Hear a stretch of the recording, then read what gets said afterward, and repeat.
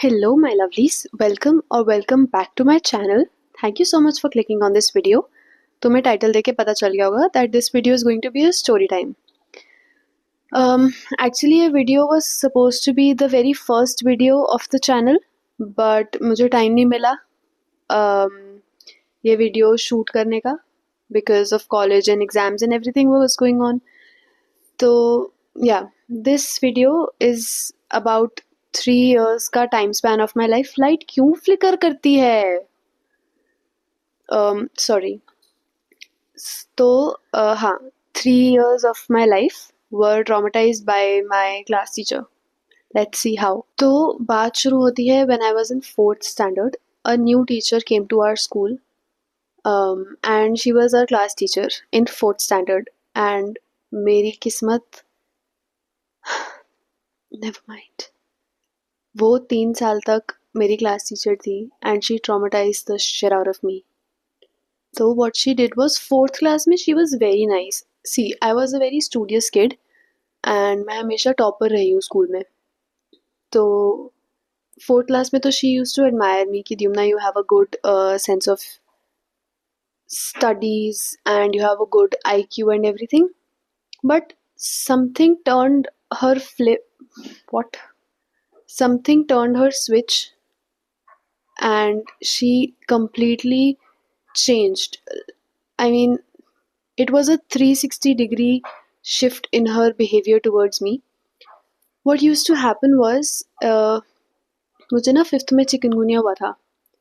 तो I had to take leaves for 15 to 20 days. And उस 15-20 days के time period में I lost a lot of track of what was going on in school and everything.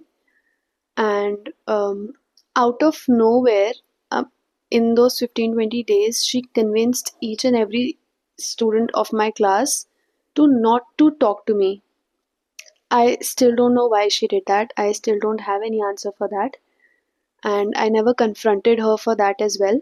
But क्योंकि ma'am ने बोला था तो obviously we are conditioned in ways कि जो मैम ने बोला है वो सही है. Nobody in my school talked to me for 3 months. Now, for somebody who is 10, 11, maybe even 9, it's a very big deal to not have friends around when you're in school, to not have friends around when you're in your locality and everything. तो 3 महीने मुझसे किसी ने बात नहीं की and I used to sit alone, I used to eat my lunch alone. Most of the times I didn't eat because मुझे अकेले बैठ के खाना पसंद नहीं है. तो that happened, and how I got to know this is when 2 of my classmates were passing by and I called them and they didn't respond to me. So I was on the verge of crying and one of those 2 girls saw that I'm almost about to cry and then she told me, Dyumna, हम तेरे से इसलिए बात नहीं कर रही क्योंकि हमें मैम ने मना किया है. We have no beef against you. I was really astonished and shocked as to why she was doing that. क्योंकि you cannot be इतना ज़्यादा agitated एक छोटे से बच्चे से. ऐसा ही similar behavior was of my principal. She was मेरी प्रिंसिपल बाद में चेंज हो गई थी. जो बाद में थी वो बहुत अच्छी थी, बट जो पहले थी, अगर तुम मेरे स्कूल के बच्चों से बात करोगे ना, she was the real pitch. मतलब जो बच्चे उनको पसंद हैं तो भैया मौज, और जो बच्चे उसे नहीं पसंद, भाई साहब तुम्हारी रेल बना देगी वो. But she was a coward herself, and I got to know this when I came in class 10th, when she left the school because of some very idiotic reasons. But yeah, never mind, she was a bitch. And so was the other teacher, and I don't apologize for calling such teachers a bitch because you can't traumatize somebody's 3 years, core years. You know, 7 से 12 साल का वो time period is very important for how a person is going to be shaped in future. वो मेरे खराब हो गए इसलिए मैं ऐसी हूँ. Now you know why. तो व्हाट एल्स, ये तो एक बहुत मेजर इंसिडेंट है. अब मैं तुम्हें बोलूँ कि तुम लोग मुझे बोलो कि मैंने कुछ किया होगा, ट्रस्ट मी, मैंने कुछ भी नहीं किया था. क्योंकि मैं हमेशा स्कूल में को करिकुलर एक्टिविटीज़ में पार्ट करती थी, पार्ट लेती थी. पढ़ने में अच्छी थी, I used to score very good marks.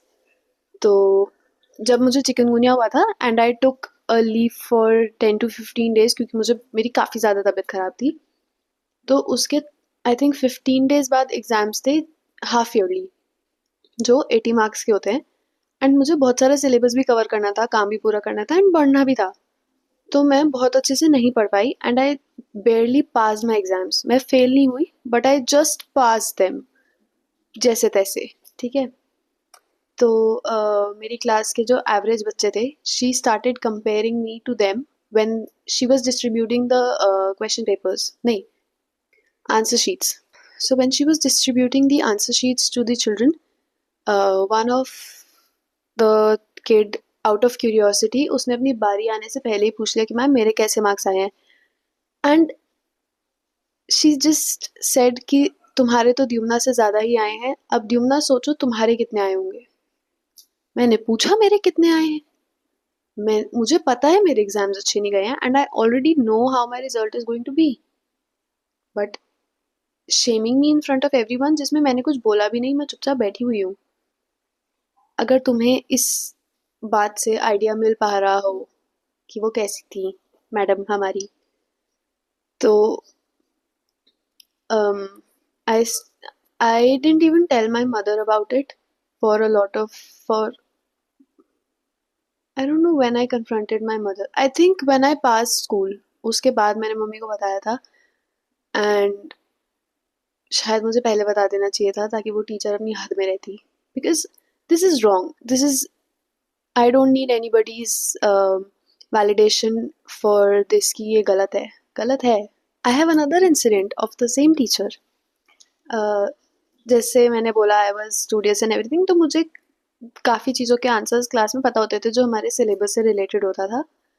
तो शी वाज आस्किंग क्वेश्चंस, ऐसे ना बच्चों को खड़ा करके कि तुम आंसर करो, तुम आंसर करो, एंड शी सेड कि जिसको आंसर्स आते हैं रेज अ हैंड। तो I was raising my hand at almost every answer because it was very basic. वो उससे पहले की क्लासेस में भी पढ़ाया हुआ था, पहले की क्लासेस मतलब छोटी क्लासेस में भी पढ़ाया हुआ था, तो मुझे आता था। तो I was raising my hand and she was not letting me answer, और मेरे बार बार हाथ उठाने की वजह से शी सेड अगर अब तुमने हाथ उठाया और तुमने आंसर करा तो मैं तुम्हें क्लास से बाहर भेज दूंगी।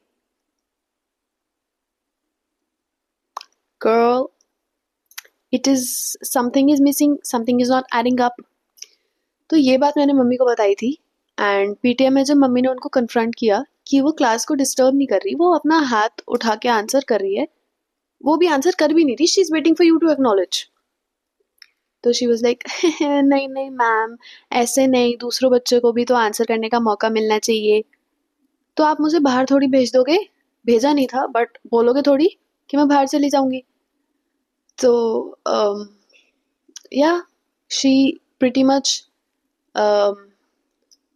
Also because of her I did not have many friends in school, क्योंकि एट सच यंग एज तुमने बच्चों के दिमाग में डाल दिया that I am doing something wrong. And people who didn't speak to me for 3 months, उनको क्या ही पता चलेगा मेरे बारे में, यू नो।